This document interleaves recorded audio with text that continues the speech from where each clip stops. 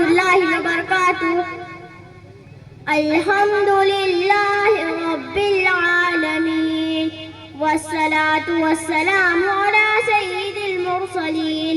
أما بعد فأعوذ بالله من الشيطان الرجيم.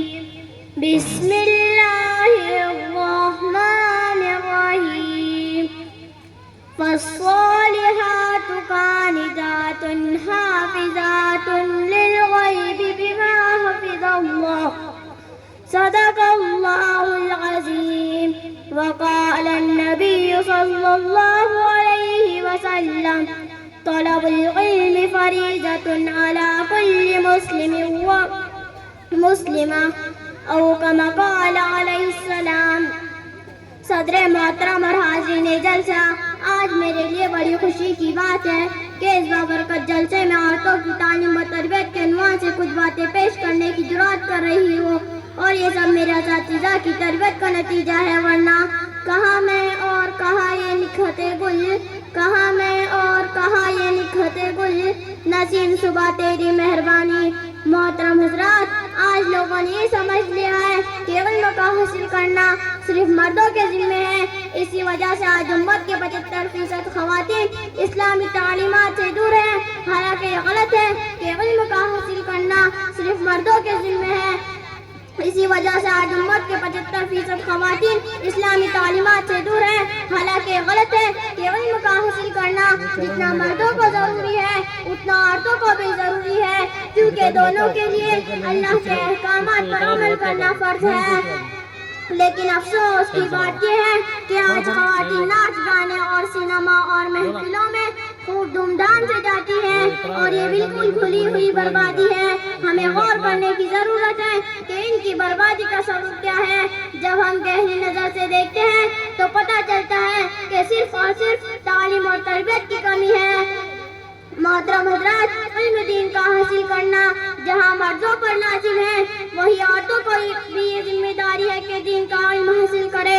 اسی لیے آپ صلی اللہ علیہ وسلم نے فرمایا طلب العلم فریضۃ علی کل مسلم، کہ دین کا علم حاصل کرنا ہر مسلمان پر فرض ہے، اور مسلمان میں مسلم عورت بھی شامل ہے.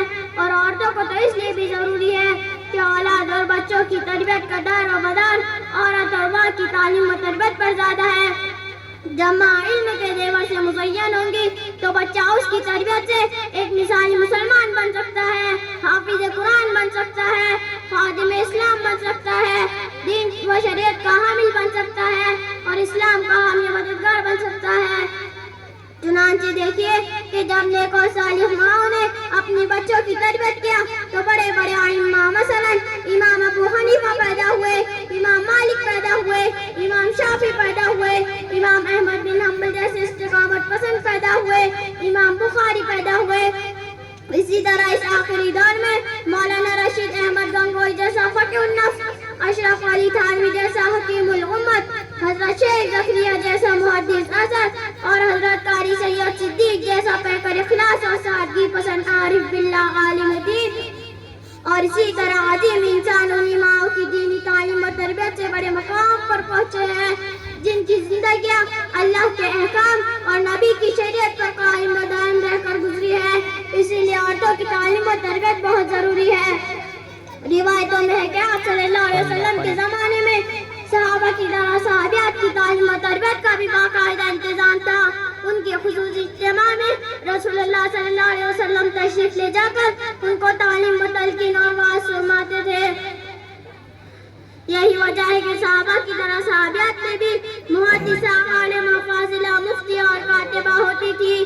چنانچہ حضرت ام سلمہ رضی اللہ تعالیٰ عنہ بھی فقیہ و مفتیہ تھی، جن کے بعد ام المؤمنین حضرت عائشہ رضی اللہ تعالیٰ عنہ محدثہ اور فقیہۃ الامت تھی، جن کے بارے میں خود حضور صلی اللہ علیہ وسلم کا فرمان ہے کہ میری وحی کا نصف علم میرے صحابہ سے اور میری وحی کا نصف علم عائشہ سے سیکھو. دوستو، یہ تو دینی علم کی بات ہوئی. میں تو کہتی ہوں خواتین شرعی حدود اور پردے میں رہتے ہوئے بقدر ضرورت اور عصری اور دنیاوی علم بھی حاصل کر سکتی ہے، بلکہ ضرورت پوری کرنے کے لیے اور اپنے بچوں کو ضروریاتی زندگی، معاملات اور تجارت دنیاوی علم بھی حاصل کر سکتی ہے، کیونکہ دنیاوی قوانین سے ناواقف ہونا بھی ایک عیب ہے، بلکہ ہندوستان کا تمام قانون بھی اصلی علوم سے متعلق ہے، لہذا جس طرح مردوں کے لیے ان علوم کا حاصل کرنا جائز ہے، خواتین بھی پردے کے اہتمام کے ساتھ اسے حاصل کر سکتی ہے۔ دعا کریں اللہ تعالی ہماری قوم کی بیٹیوں کو دنیا و آخرت میں کامیاب کرے، آمین۔ وآخر دعوانا الحمد للہ رب العالمین۔